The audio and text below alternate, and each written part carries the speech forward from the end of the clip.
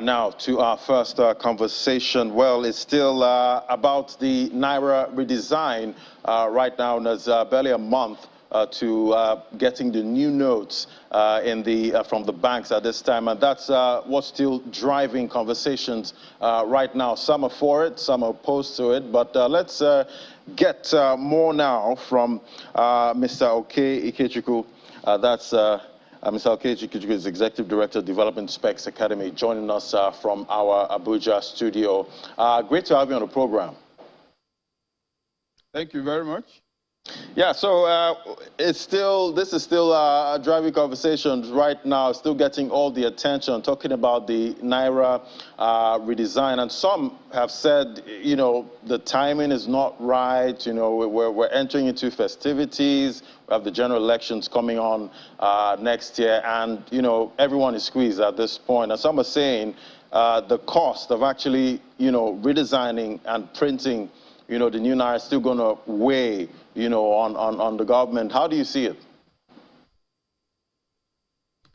My question to them would be, what would be the right time to redesign the Naira? Question number two, on what scientific basis are they talking about timing? Question number three, the fact that you're preparing for elections, does it translate into the fact that it will be difficult for you to go and deposit old notes in the bank? So these are what you might call opportunistic commentary based on pure speculation and need not constitute an argument because it is not one. Okay, is it at best after the election when the new government is? So for me, that doesn't have a leg to stand upon at all. What is required of us as citizens is quite simple. You have some old notes, take them to the bank, drop them, you know, deposit them, it gets taken into the cash, and you're going to get new notes. And time has been given for that. So the question of timing, like this is not the right time, you're about to get into Christmas, I don't know the full meaning and implications of that.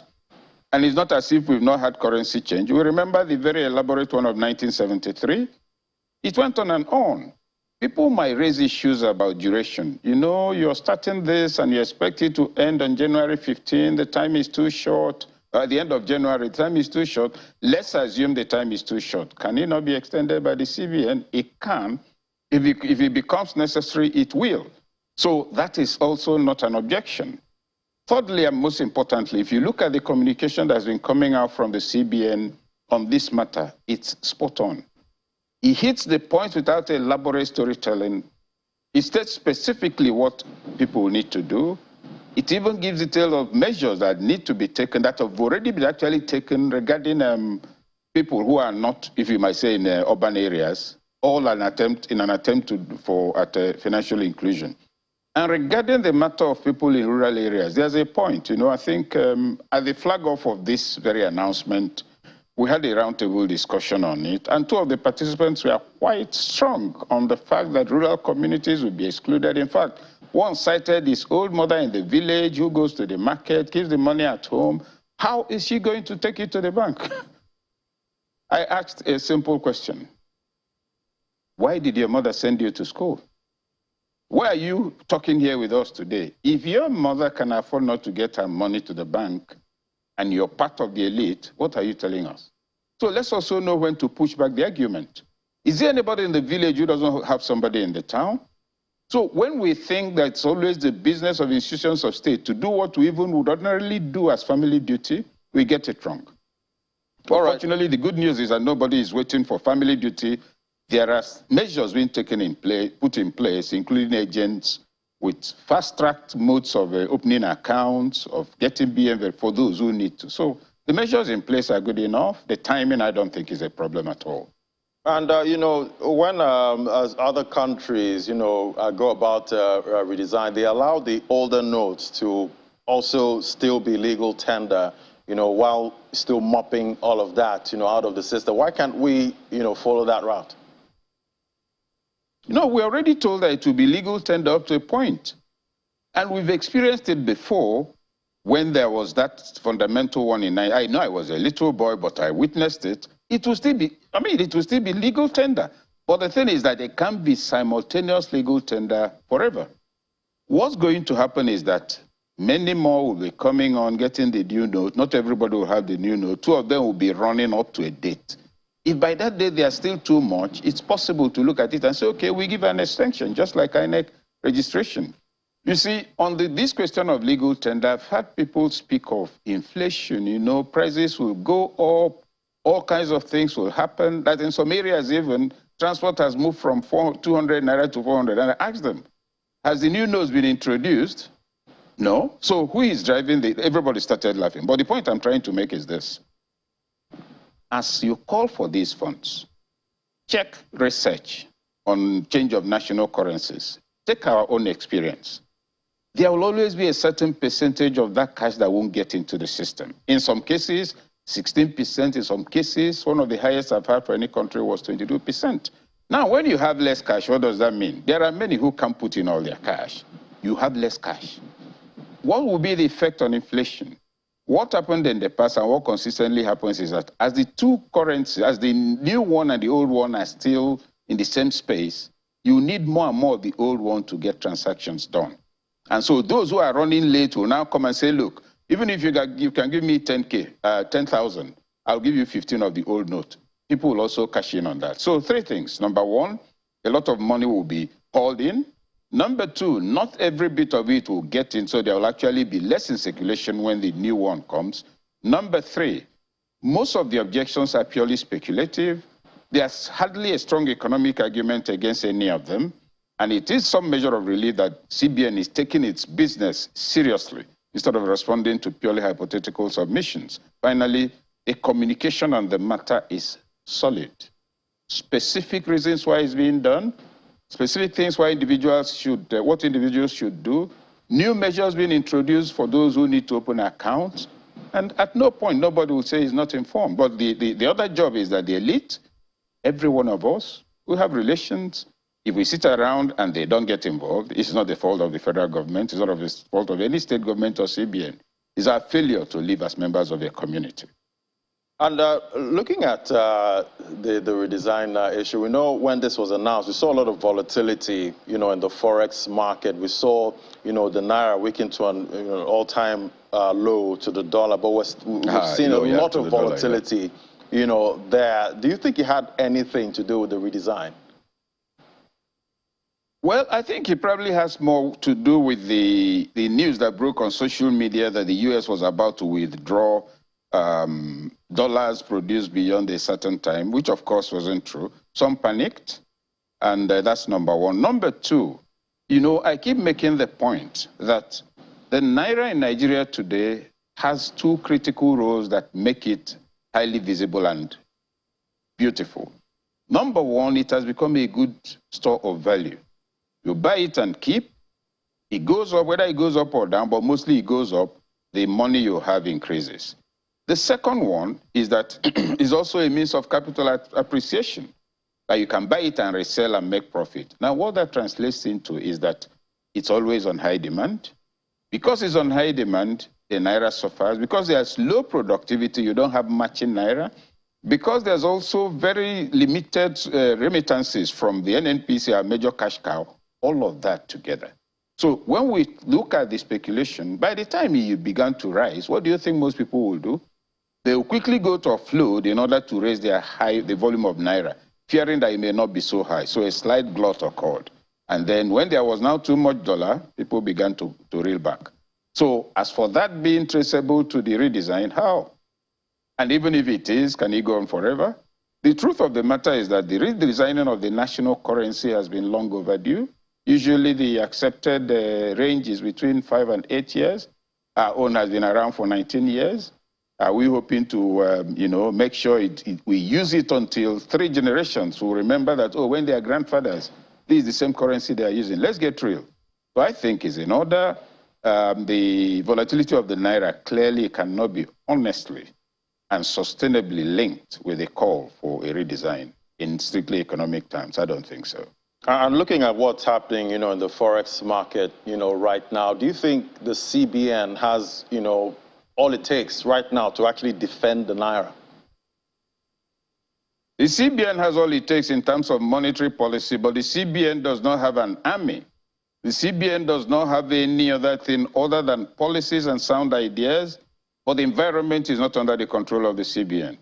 If I took a loan of 500 million from CBN and do massive industrial agriculture to pour a lot into the market and into the export market, and then bandits overrun the farm, and the money can force, I can't put the food back into the market, I can't use the proceeds to earn foreign exchange, and so the CBN also can't get his loan from me, I ask, is that the fault of the CBN to come and protect my farm? Those are the issues. So when the CBN is talking about declining productivity, it's at several levels. And when we look at the reasons, you find that whereas the CBN can be said to be taking measures that would ordinarily deliver value as expected, the operating environment, the political economy of the Nigerian state, the spending and eating reflexes of the elite, and the general disposition in the country, that of consumption. So to that extent, you find that the environment constitutes an undermining framework within which efforts are being made to run sound policies. So CBN, is it doing what it should do? Yes. Can it be in control of all the variables that will make what it's doing deliver? No. Think of the tomato company. The foreigners, I think Spaniards, they ran away. They managed to escape with their lives. After, was it $18 million investment here in Nigeria? The place is shut down. Over 1,000 jobs are lost. Assuming that money came from anywhere, can they refund it? Assuming it was projected that Nigeria was going to earn, say, $11 million just from 1 year's harvest, we are going to earn zero. We're actually going to run a minus. That is the operating environment. Now, put within that context also a lot of money outside the system in the hand of bandits, in the hand of politicians who are hoping to use it to undermine the environment, and all of a sudden you're told, bring it in. You bring it in, some will not come in. You have to actually, when you have situations like that, traders accept less for the value of the product, just in order to sell, in order to retain part of the old currency. So these are facts. And what you might call the speculative excitement and lacrimal extravagance of some commentators, they are commentators. That's why somebody will tell you that his mother in the village cannot put her money in the bank. Why is she your mother? Whereas we are not transferring the responsibility of inclusivity to mothers, to sons and daughters, we are saying that there's things we can do. Sorry, go on. But we know there's a huge, population of unbanked, right now. And obviously there'll be issues, getting all of that money to the banks. We know people in rural areas, some of them, they don't want to, approach the banks, because they feel like, the banks might be too, expensive with the interest and all of that. And, just that lack of trust, at this time. But it makes it hard, somehow, for them to get all of that money, into the bank at sort of short time. I think the matter of shortness of time is open to argument. That's number one. Number two, the CBN has actually taken measures to introduce agency activities that besides bank, you have ABCD places you can go to, get this done, quicken your BVN, etc. So several things. You're making deposits, you're not being charged. So there's no fear of losing money. Secondly, if you don't have an account, it can be fast-tracked for you. Thirdly, beyond the existing institutions and banks, other avenues, just like when the COVID crisis hit everybody, centers were opened. Organizations, medical facilities with the capacity were made to become testing centers. So the CBN has also taken that measure. The point is this, and I agree. Financial inclusion is critical. What I see happening is that this process will also even expand the frontiers of financial inclusion, because assuming there are 13 million Nigerians who don't have an account, with the measures in place, at the very minimum, 10 to 12 million of them will be able to, since this is across the country. Secondly, and most importantly, you have clear inventory of the amount of cash in your economy.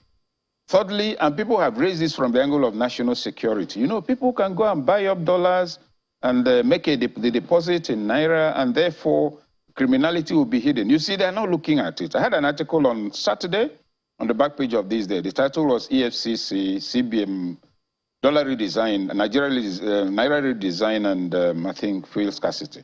Look at it like this. I run a business, I run maybe a BDC, Bureau de Change, right. So in the last 5 years, I've made a deposit of 139 billion That's been the volume on volume transaction. Then within the period of this exchange or redesign, I suddenly spike up 9 billion in deposits in less than 6 months. Perfect. Yes. You see, banking is a job of records. You must come somewhere to drop the Naira, and it will be recorded. So what that means that if I'm EFCC chairman, I have all the material I need to work with in terms of the money that's coming into the system. So when we say, oh, you know, illicit funds, unless you choose not to trace it, unless you choose, there's no $5,000 that moves into the U.S. economy that is not traced to you personally, even when you just come on a visit. It's easy to trace. Fortunately, we have an EFCC. Yes, there are institutional challenges, there are political challenges. We have an EFCC that has moved up quite a bit on forensics. This may be a preamble to a new onslaught against corruption. Oh, somebody will now listen here and say, oh, come on, we're used to all of this. The big boys and girls will get away. That's not the issue. The point is that it can be made a tool for that engagement. Okay. Very quickly now, before I let you go, how do you see all of this impacting, first of all, inflation and, you know, monetary policy going forward? The speculation out there is that inflation would go up, but that is speculation. And I've given a real-time situation based on history and research. We had, and I was, you know, then, like I said, yes, I was quite young in 1973, but I recall that that change was fundamental. Everybody was excited. We had pictures of the new note. My father had a printing press. He was one of those commissioned to print for publicity and all of that. But the point was that as the dates were getting closer, you found that if you're going to buy something that's worth 10 naira with the old note, no trader will take the money except you pay 15. So the value was dropping, and therefore the quantity that will go back will drop.